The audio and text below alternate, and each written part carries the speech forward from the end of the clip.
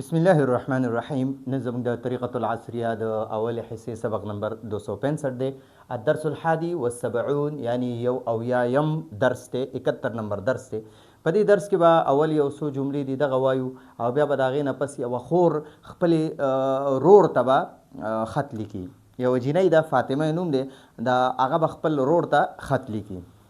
نو موږ د اول دغه فاطمې باره کې یو څو جملې دي دا وایو. وایي فاطمة طالبة نشیطه. فاطمه طالبة نشیطه، چسته طالبه ده، سسته نه ده، سستی پکې نشته، چسته ده، تر و تازه طالبه ده. تدرس، هغه وایي فی مدرسة البنات، په د جینکو مدرسه کې، هغه د جینکو مدرسه کې سبق وایي، هغه د جینکو مدرسه کې سبق وایي.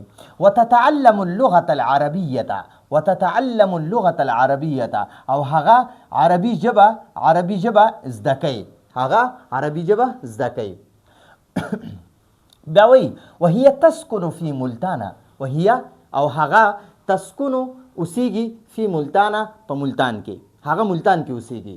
واخوها، او د هغې ورور یشتغلو، کار کوي، فی لاهور، لاهور کې، د هغې ورور په لاهور کې محنت کوي، مزدوری کوي، خواري کوي، کار کوي.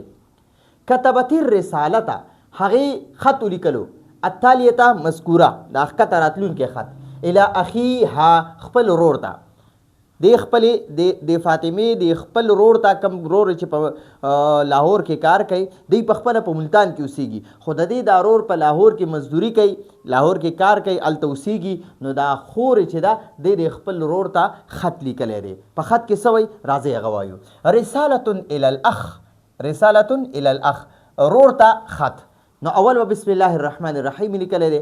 بیا وایي الاخ الکریم، الاخ الکریم، محترم رورا عبدالحمید، محترم رور عبدالحمید، حفظکم الله تعالی، الله تعالی دې ستا حفاظت وکړي. بیا یې لیکلي السلام علیکم ورحمة الله وبرکاته. دا السلام علیکم ورحمة الله وبرکاته معنا مې درته دې نه مخکې درس کې هم لیکلې ده، خو بار بار زه ځکه دا معنی او دا الفاظ ویمه، اکثر علما ملګري داسې وي چې هغوی وایي یاره بس یو ځل مې درته دا معنی ویلې، بیا دوباره ضرورت نشته. زه وایم بیا دوباره ضرورت ځکه شته دی چې دا د طلباو په ذهن کې کینی.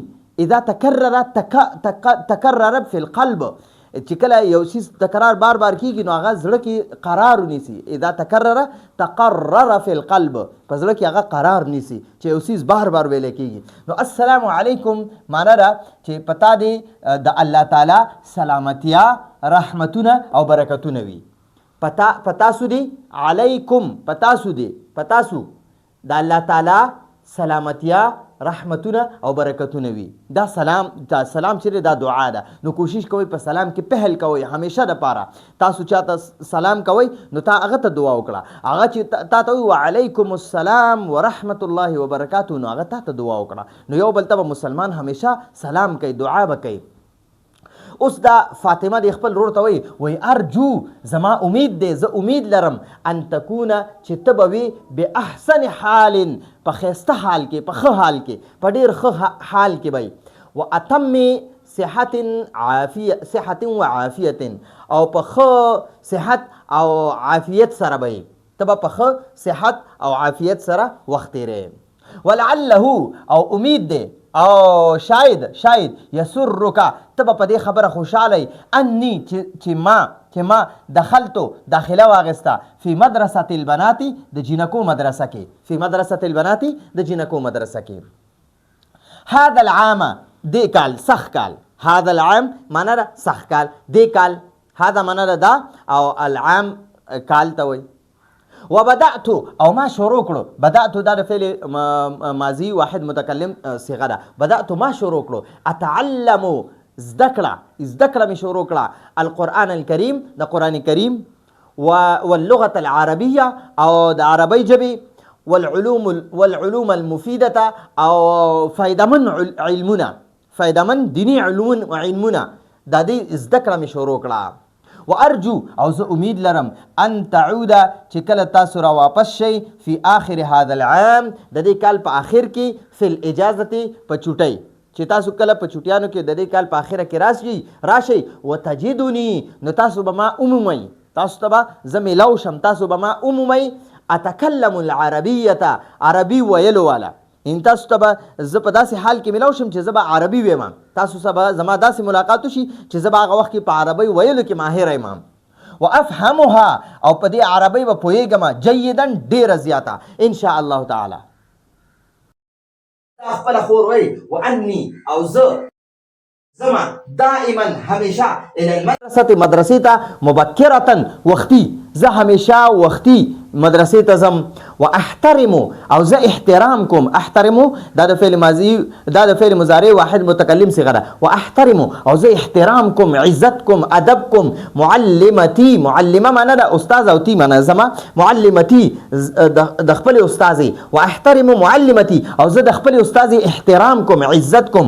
واجتهدو او زه مهنت کوم، اجتهدو دا د واحد متکلم صيغه ده فعل مضارع. واجتهدو او زه مهنت کوم فی دروسی خپل درسونه یادولو کې زه کوشش کوم. وعندما او کله چې اعود زه را واپس شم الی البیت کور ته، زه چې کله کور ته واپس راشم نو العبو زه لوبې کوم مع الاخ الصغیر خپل ورکوټي ورور سره سعید، ورکوټي ورور سعید سره زه لوبې کوم. یعنی العبو زه لوبې کوم مع الاخ الصغیر سعید، خپل ورکوټي ورور یعنی ورکوټي ورور سعید سره زه لوبې کوم. قلیلا لږ وخت زه خپل ورور سره لوبې کوم، ورکوټي ورور سره لوبې کوم. ثم بیا اذاکرو زه یادوم دروسی خپل درسونه، بیا زه خپل درسونه یادوم.